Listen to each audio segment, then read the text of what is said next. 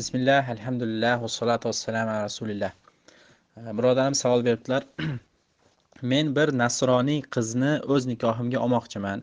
U islom dinini qabul qilmoqchi. Shuni hukmi qanday bo'ladi deb so'rabdilar. Avvalambor ahli kitoblarga, nasroniy va yahudiylarga uylanishlik aslida shariatimizda joiz. Ahli kitoblarga qiz berishlik emas. Musulmon kishini ahli kitobdan bo'lgan ayollarga uylanishligi shariatimizda aslida joiz amallardan. Lekin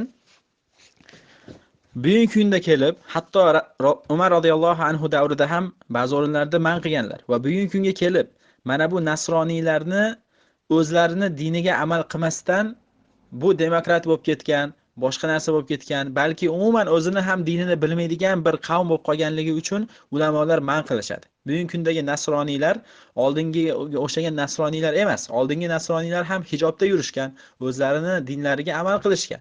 Ammo bugungi kundagi biz nasroniy, yahudiy deb biladigan ayollar bu fisq, fujurda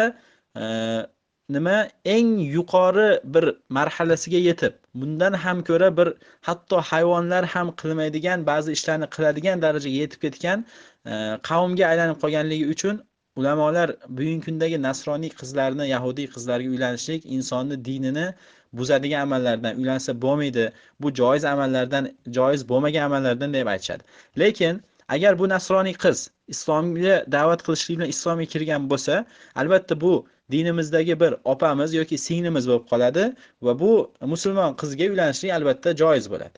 Ammo bu savoldan tashqari bo'lgan narsa, bu qizni islomga olib kirib shunga uylanaman deb turib, musulmon kishi bu bilan gaplashib, bu bilan nomahram bo'lganligi uchun va begona ayol bo'lganligi uchun bu bilan gaplashishlik ham, uchrashishlik ham va bunga erkak kishi da'vat qilishlik ham joiz emas.